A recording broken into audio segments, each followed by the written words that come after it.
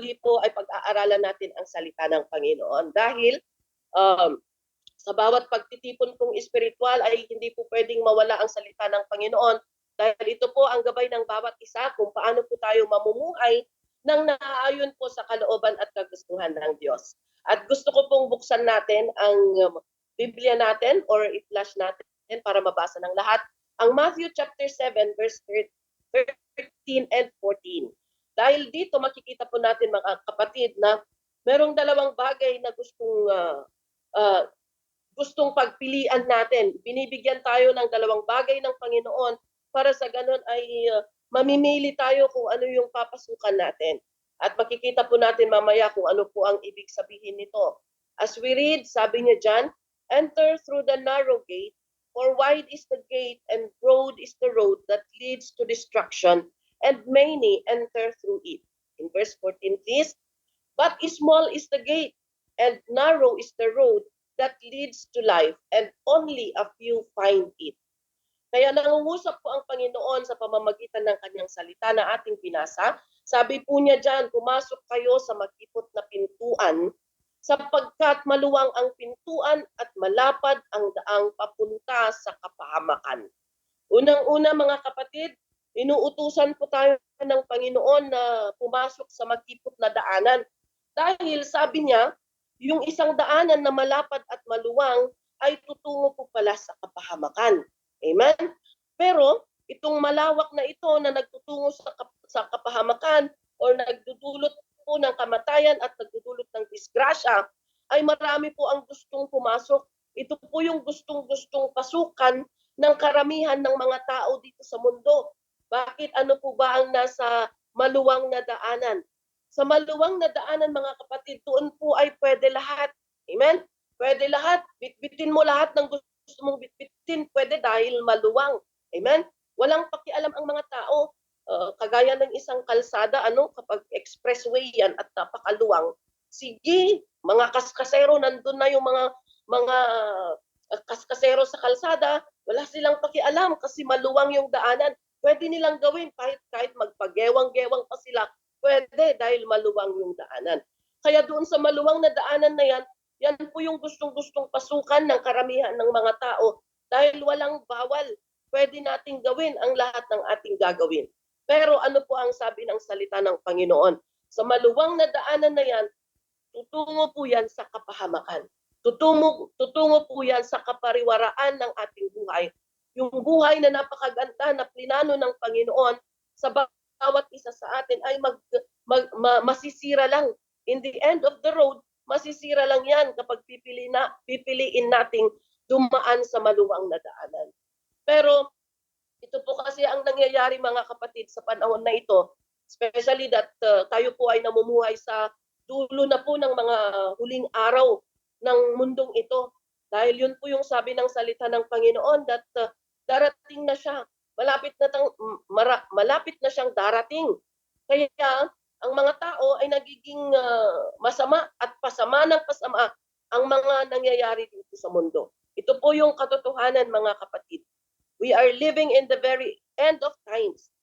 Nabubuhay na po tayo sa dulo ng mga araw, dulo ng minuto na lang. Hindi natin alam kung kailan darating ang Panginoon. Dahil sabi ng salita ng Panginoon, sa kanyang pagdating ay naitutulad siya sa isang magnanakaw na hindi nagsasabi kung kailan. Kasi ang isang magnanakaw po ay hindi naman siya magte-text muna para abisuhan ang nanakawan niya, di ba? Meron bang nagnakaw na nag-abiso na iti-text niya na, nanakawan kita ng alas 12 ng gabi, ng madaling araw or ng hating gabi. Di ba? Walang magnanakaw na nagpapaalam. Kaya ganoon din po, inihalintulad ng salita ng Panginoon ang pagdating ng ating Diyos na si Jesus na ating tagapagligtas, na sa kanyang pagdating ay wala pong nakakaalam. Kaya kailangan pong maghanda tayo. Pero ang isang katotohanan din na kailangan nating malaman is that while na hinihintay natin ang pagdating ng ating Panginoon, ay pasama na pasama ang mundong ito. Kaya pansinin po ninyo ang mga nagaganap sa ating mga kapaligiran. Ang isang bata, pwede nang pumatay, pwede nang gumawa. Yung mga inosenteng age noon ay nakakagawa na ng kasalanan ngayon. Amen? Kaya yan po yung mga pagbabago na sabi ng salita ng Panginoon, mga sinyales na kung saan ay makikita natin na malapit na ang kanyang pagdating. At in these times, ang mga tao ayaw nilang makinig sa salita ng Panginoon, ayaw nilang gawin ang mga kalooban ng Panginoon. Kaya mas marami po ang dumaraan doon sa malawak na daanan dahil pwede lahat. At sabi niya mga kapatid, is that in 1 Corinthians 10:23, kung babasahin po natin ang 1 Corinthians 10:23, everything is permissible, but not everything is beneficial. Everything is permissible, but not everything is constructive. Sabi niya sa ibang version, sabi niya, I have the right to do anything. Meron akong karapatan na gawin ang lahat ng aking nanaisin at lahat ng aking gustong gawin sa aking buhay. I have the right to do everything, sabi ng mga tao. Pero hindi lahat hindi lahat ng malaya mong gawin ay makakatulong at hindi rin lahat ay makakabuti sa iyo. Yun po mga kaibigan. We have the right. Meron tayong mga binigyan tayo ng Panginoon ng mga choices para pagpilian. Pwede nating sabihin na, ay buhay ko ito, pastora, buhay ko ito, sister. Walang pwedeng magdikta sa aking buhay. Gagawin ko ang gusto kong gawin sa buhay kong ito dahil ako ang ako ang may katawan nito, 'di ba? Minsan ganun po mag-reason out ang mga tao ngayon. Pero ano po ang sabi ng Panginoon? Hindi lahat ng gusto mong gawin ay makakabuti sa iyo at hindi lahat ng gagawin mo ay makakatulong sa iyo. And sometimes there is a way. Kung babasahin natin ang Proverbs 16:25, if we are going to see Proverbs 16:25, sabi niya diyan, may mga pamamaraan ang tao na akala niya ay tama, pero ito pala ay magdudulot ng kamatayan. Sabi niya, there is a way that seems right to a man, but in the end, it leads to death. Ito po ang kadalasang nangyayari sa bawat isa sa atin, mga kapatid. Dahil sa mga bagay na akala natin ay tama, dahil sa mga bagay na akala natin ay makakabuti sa ating mga buhay, ay yun po, nakakagawa tayo ng kasalanan na siyang nagdudulot sa atin ng kamatayan. Ano po ba ang kamatayan na ito? Hindi po ito literal na kamatayan ng katawang ito, mga kapatid. Baka sabihin natin na nakagawa naman ako ng kasalanan pero hindi naman ako namatay. Patuloy pa rin naman akong nabubuhay at humihinga. Ang kamatayan po na tinutukoy ng salita ng Panginoon ay kamatayan po ng espiritual. Ibig sabihin, sa bawat kasalanan na ating ginagawa, kahit pa nalaman na natin ang katotohanan at namulat na tayo sa mga kalooban ng Panginoon sa ating buhay, pero ginagawa pa rin natin ang mga kagustuhan ng laman o kagustuhan nating gawin sa ating buhay. Ito po ay nagdudulot ng kamatayang espiritual. Ibig sabihin, tayo po ay naghihiwalay sa Panginoong Yesus. Dahil ang buhay po ng tao na hindi po nakasentro sa Panginoon o nakahiwalay po sa Panginoong Yesus ay wala pong saysay na buhay. Yan po ay buhay na patay. Buhay ka sa iyong katawan, buhay ka in your physical, pero spiritually ikaw ay patay. Ibig sabihin kapag ikaw ay patay, hindi po kumikilos ang Panginoon. Ikaw po ay na-cut off sa presensya ng Panginoon. At lahat po ng nakahiwalay sa Panginoon na hindi tumanggap at yung mga tao po na tumalikod sa kanilang pananampalataya sa Diyos, sila po ay naputol mula po sa Panginoong Jesus. At ano ang sabi ng salita ng Panginoon? Anyone who do not have the Son of God, anyone who do not have Jesus, sino man ang hindi nananampalataya at sino man ang hindi naka-connect sa ating Panginoong Jesus ay wala pong kaligtasan. Dahil ang kaligtasan lamang, mga kaibigan, ay mararanasan natin or matatamo natin sa pamamagitan po ng ating pananampalataya sa Panginoong Jesus. It's not about religion, hindi po sa religion na naliligtas ang isang tao. Hindi po sa attendance sa pagsamba, hindi po sa kung ilang beses ka tayo tumawag ng Lord or Panginoon sa isang araw, kundi yung tatanggap sa Kanya bilang Diyos at tagapagligtas. Dahil sabi niya, I am the way, ako ang daan, ako ang tanging daan ng kaligtasan Ako ang buhay at ako ang katotohanan. Yan po ang sabi ng salita ng Panginoon. At walang makakarating sa kaharian ng langit kundi sa pamamagitan ko lamang. Yun po ang sabi ni Jesus, mga kaibigan.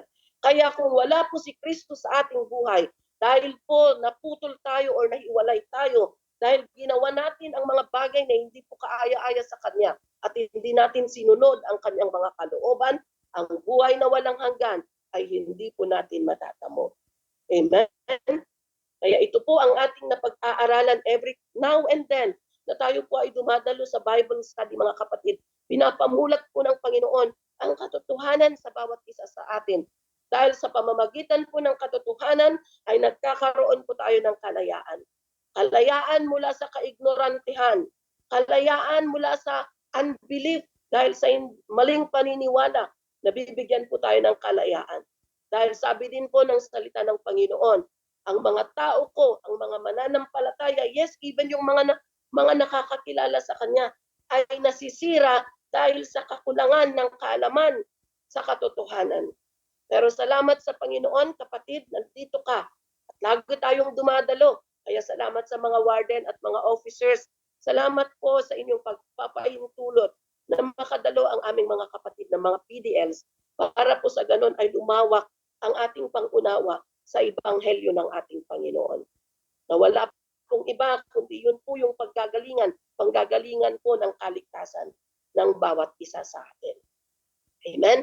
Pero sabi niya, dun sa wide gate, dun sa malapad na daanan, yun ang gustong-gusto ng mga tao. Pero yun po ay pupunta sa kapahamakan. Pero ito naman, kung pwede tayong bumalik doon sa verse 14, balik tayo sa Matthew chapter 7, verse 14. Ito naman ang handog ng Panginoon sa atin at ito po yung pili ng Diyos na sana ay daraanan ng bawat isa sa atin. But small is the gate and narrow is the road that leads to life. Makipot at makitid ang daan na patungo sa buhay na walang hanggan. Bakit po ba makitid at makipot ang daan para sa kaligtasan? Dahil kailangan po nating marami po tayong dapat iwanan. Marami po tayong dapat ipagpag sa ating katawan para makalusot po tayo sa makitid na daanan. Marami tayong dapat iwan. Sa malapad na daan, pwede kang may dalang bagahe, kahit ilang bagahe ang dalhin mo, may backpack ka pa, mayroon ka pang another bag, pwede. Dahil maluwang. Pero pagdating mo sa makitid na daanan, kailangan mong mamili kung ano yung priority mo lang na dadalhin. Yung mga essential lang, yung mga importante lang ang dadalhin mo para po sa ganun ay makalakad ka sa makitid na daanan. Ibig sabihin, mga kapatid, sa ating buhay, kung pipiliin nating dumaan sa makipot at makitid na daanan, kailangan nating iwan ang mga bagay na sagabal para po tayo magkaroon ng kaligtasan. And when it comes to salvation, mga kaibigan, huwag nating ipagpalit ang kaligtasan sa anumang mga bagay dito sa mundo. Amen? Pwede po bang pumasok, pastora, sa makitid na daan na nakakotse? Hindi pwede kasi kailangan ng maluwang na space kapag nakakotse ka. At alam nyo, pwede po bang dalhin natin yung bahay natin sa makitid na daan, pastora, kasi malaki yung bahay ko. Pinagpundaran ko yun, tsaka marami akong doon napunta lahat ng ipon ko. Kaya pwede po bang dalhin sa makipot na daan ang mga ari-arian ko, pastora, kasi sayang naman. Alam nyo po ang sabi ng salita ng Panginoon, hubad tayong dumating dito sa mundo, hubad din po tayong aalis. Kaya wala pong makakapagdala ng kanyang ari-arian pagdating po sa langit. Dahil sa langit po, mga kapatid, hindi po natin kailangan ng pera. Hindi po natin kailangan doon ng kotse. Dahil lahat po ay provided na ng Panginoon. Everything. Tsaka hindi natin kailangan ng material doon. Amen? Kaya lahat po ng mga bagay dito sa mundo ay maiiwan. Kaya alam niyo po, ang isang napakalaging sagabal sa kaligtasan ng isang tao is kayamanan, mga material na bagay. Merong isang nagtanong kay Jesus, sabi niya, Panginoon, teacher, tagapagturo, paano ko po makakamtan ang buhay na walang hanggan? Ang sagot ni Kristo, ibenta mo lahat ng ari-arian mo at ibigay mo sa mga maghihirap at halika, sama ka sa akin, sundan mo ako. Pero dahil napakayaman niya, hindi niya kayang ibigay, hindi niya kayang iwan yung kanyang kayamanan. Pero ang tanong niya, ang gusto niyang makamtan ay buhay na walang hanggan. Pero ang sinabi ng Panginoon na katumbas ng buhay na walang hanggan is iwan niya yung kanyang kayamanan. Pero hindi po niya kayang iwan.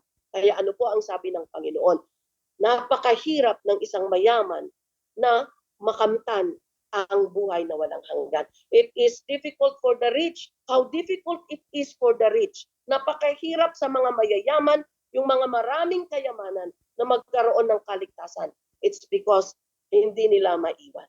Kaya mga kapatid, sa ating paglakad sa makipot na daanan, doon po iniiwan natin, pinapaiwan ng Panginoon ang lahat po ng sagabal. Hindi lamang po mga material na bagay ang pinapaiwan ng Panginoon. Pinapabitaw din po ng Panginoon ang lahat ng klase ng bisyo.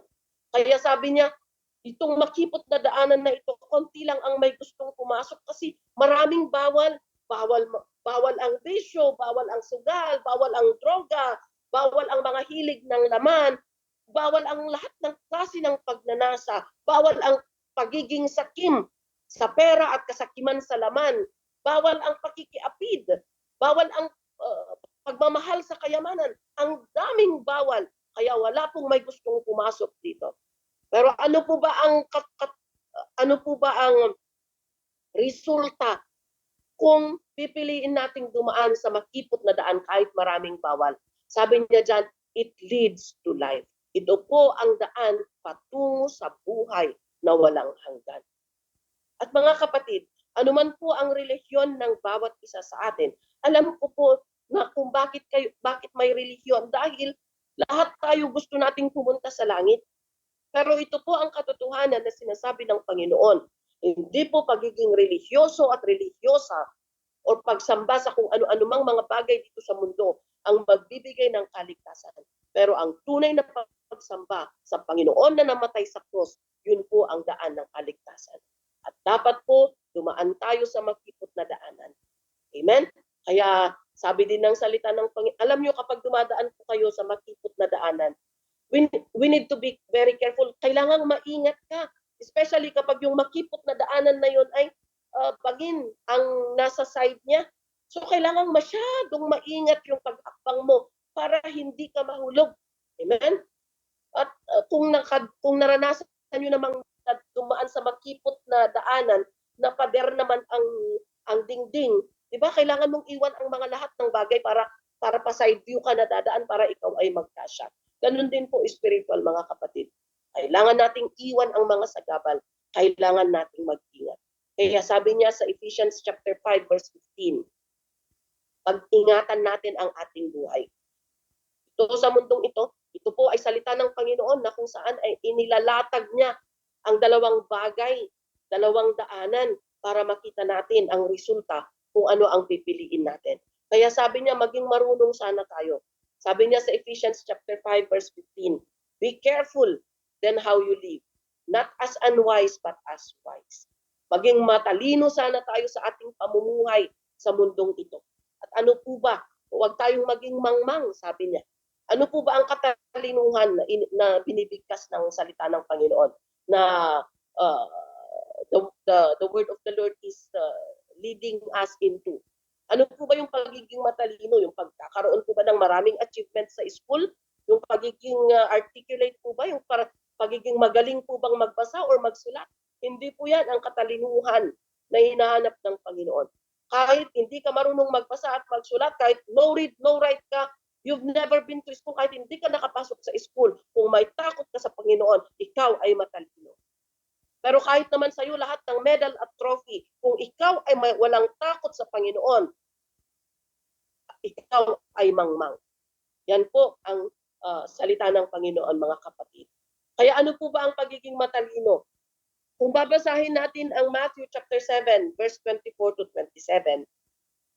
Sa Matthew 7, 24 to 27, ito po yung tunay na katalinuhan na hinahanap ng Panginoon sa bawat isa sa atin. Sabi niya, therefore, everyone who hears these words of mine and puts them into practice is like a wise man who built his house on the rock. Sino man daw ang nakakapakinig ng kanyang salita at ginagawa nila at sinusunod nila at sinasapamuhay nila sa kanilang pang-araw-araw na buhay ay naihahalin tulad sa isang matalino na gumawa ng kanyang bahay sa isang matatag na bato. Dumating man ang unos, sabi niya sa verse 25, the rain came down, the streams rose, and the winds blew and beat against that house. Yet it did not fall because it had its foundation on the rock. Ano ang ibig sabihin nito mga kapatid? Ang pagiging matalino po mga kapatid ay yung pagsunod po natin at pagtupad sa mga salita ng Panginoon na ating mga napapakinggan. Every now and then na nag-a-attend po tayo sa Bible study, ito po ay salita ng Panginoon na kailangan nating gawin. Kaya kapag ginagawa natin ang salita ng Panginoon, sabi niya dyan, ay matalino tayo, inihahalin tulad tayo ng Panginoon sa isang matalino na gumawa ng kanyang bahay sa isang bato. Ito po ay isang talinghaga na kung saan ipinapakita ng Panginoon na yung pundasyon po ng ating buhay. Kung yung buhay natin ay nakapundasyon sa ating Panginoon because Jesus is the rock. Ang bato po na ito ay wala pong iba kundi si Jesus. Kaya gusto ng Panginoon mga kapatid na ang ating pusa ng pananampalataya at paniniwala ay nakapundasyon po sa ating Panginoong Jesus. Dahil si Jesus po bilang isang matatag na bato ay hindi po matitinag. Amen? Hindi po yan madaling masira. Kaya sabi ng ating binasa, kahit dumating man ang bagyo, dumating man ang lindol, dumating man ang malakas na hangin, ay hindi yan matutumba. Dahil ang pundasyon ay walang iba, kundi ang matatag na bato at wala pong iba, kundi si Kristo. Kaya mga kapatid, sa pagiging matalino, ito po ay paggawa natin o pagsapamuhay natin sa salita ng Panginoon. Amen? At kung isasapamuhay po natin ang salita ng Panginoon at yung pundasyon po ng ating pananampalataya ay walang iba kundi si Jesus lamang, ay kahit dumating ang unos sa ating buhay, dumating man po ang problema sa ating buhay, wala man po tayong mga dalaw, kahit na ilang taon, wala pa rin dumatalaw. Parang feeling natin, kinalimutan na tayo ng ating mga pamilya, di ba? Minsan ganun po yung naiisip natin, especially sa mga matagal nang nasa loob ng bilangguan. Pero salamat sa Panginoon. Ito pong mga salita ng Panginoon na ating napapakinggan. Ito po ang pamamaraan ng Diyos ng pagsasabi ng bawat isa sa atin na hindi po kayo nag-iisa. Hindi man po kayo madalaw ng pamilya ninyo, hindi po kayo nag-iisa. Dahil mahal kayo ng Diyos. Mahal na mahal po kayo ng Diyos, mga kapatid. At yan po ay isang bagay na hindi po mabibili ng pera. Amen? Kaya wala pong magse-self-pity, wag niyo pong kawaan ang inyong mga sarili. Wag niyo pong ibaba ang inyong mga confidence ninyo. Wag niyo pong sabihin, ay wala nang pag-asa ang buhay ko dahil walang nagmamahal sa akin. Mahal ka po ng Panginoon. Mahal po namin kayo, mga kapatid. Hindi man po tayo magkakakilala, pero nandito po kami para ibahagi ang pagmamahal ni Jesus. Kaya nga po mga kapatid, kahit sa ibang bansa po ay madaling araw na at hating gabi na sa ibang bansa, pero nandito po kami, nakangiti po sila para damayan kayo dyan sa loob. Dahil mahal po kayo ng Panginoon. At dahil mahal din po namin ng Panginoon, lahat po ng mahal ng Panginoon, mahal din po namin. Kaya hindi po kayo nag-iisa mga kapatid. Hindi po kayo nag-iisa. Karamay niyo po ang Panginoon. Karamay niyo din po kami. Amen? Kaya ilagay po natin ang ating buhay sa kamay ni Jesus. At gawin po natin ang mga bagay na kanyang gustong gawin natin. At makikita po natin ang milagro na kanyang gagawin sa ating buhay. Hindi po niya kayo pababayaan. Kikilos po siya sa inyong mga kaso. Amen? At last verse po natin, sabi niya, Romans 6:22. Basahin po natin ang Romans 6:22. Sabi niya dyan, but now that you have been set free from sin and have become slaves to God, the benefit you reap leads to holiness, and the result is eternal life. Sabi niya, ngayon na pinalaya na tayo mula sa kasalanan, ngayon na pinalaya na tayo mula sa mga bagay na ating ginagawa na mali, Sabi niya dyan. And naging alipin na tayo ng Panginoon. Ngayon na po kasi ay alipin na po tayo ng Panginoon dahil tinanggap natin siya bilang Diyos at tagapagligtas at siya na po ang Diyos ng ating buhay. Kaya tayo po ay kanyang alipin. Kaya tayo po ay pinalaya na niya. At ano po ang bunga niyan? Ang natamo natin mula po sa paglaya natin mula sa kasalanan at pagiging alipin ng Panginoon, ito po ay nagbubunga ng kabanalan that is resulting or ito po ay naging kabanalan para sa atin na nagbubunga po ng buhay na walang hanggan. Amen? Kaya kung ano man po ang ating nagawa in the past na kasalanan, ngayon po na naibigay na natin sa Panginoon, I believe na inilagak natin sa Panginoon ang mga bagay na nagawa natin at binigyan tayo ng Panginoon ng kapatawaran. Sabi niya, the benefit you reap, ang benepisyo, ang resulta, ang matatamo natin sa ating pagsunod sa kabanalan or pagsunod natin sa mga kalooban ng Panginoon ay wala pong iba kundi buhay na walang hanggan. Amen? So, ito po mga kapatid, panghawakan po natin ang salita ng Panginoon. Huwag po tayong susuko. Huwag po tayong susuko. Huwag po natin ulit balikan ang mga bagay na kung saan ay nagdulot sa atin ng kamatayan. Pagkos, manatili tayong dumaan sa makipot na daanan na siyang magbibigay sa atin ng buhay na walang hanggan. Amen? So, patingin nga ng kamay ng mga gustong maglakad sa makipot na daanan. Ayan, halos lahat po tayo ay gusto nating dumaan sa makipot na daanan. Kaya kailangan nating iwan ang mga sagabal sa ating buhay. Amen po? Pa-thumbs up nga po yung mga may gustong iwan ang mga sagabal sa kanilang buhay. Ayan, praise the Lord. So bago ko po ibalik sa ating MC, tayo po muna ay muling manalangin. Salamat po, O Diyos, sa mga salita na aming napakinggan. Lord, ito po ay sinabi mo sa amin o napag-aralan namin sa umagang ito para magkaroon po ng linaw ang mga bagay sa aming buhay. At Lord, tulungan mo kaming piliin ang makipot na daan. Kahit man po, Panginoon, it would cause us to leave everything behind, O Lord. Kahit pa ito po ay ito po would result, Panginoon, na aming iiwan ang mga bagay na mahal namin or mahalaga sa amin, Panginoon. Pero alam namin, Lord, na yung bunga po ng makipot na daanan ay buhay na walang hanggan. Tulungan mo po kaming gawin ang mga kalooban mo, O Diyos. Ilayo mo kami sa malawak na daan, O God, dahil yan po ay magdudulot sa amin ng kapahamakan. Lord, sa iyong kamay lamang, ibinibigay namin ang aming mga buhay at pagpalain mo po lahat ng mga nakapakinig ng mga kapatid naming mga PDLs at mga officers, O God. Pagpalain mo sila, O Lord. Lukuban mo sila ng iyong mga banal na dugo at ilayo mo sila sa trabaho ng demonyo, O God. Father, ito po ang aming samot na langin, O Lord. In Jesus' name, amen and amen. God bless everyone.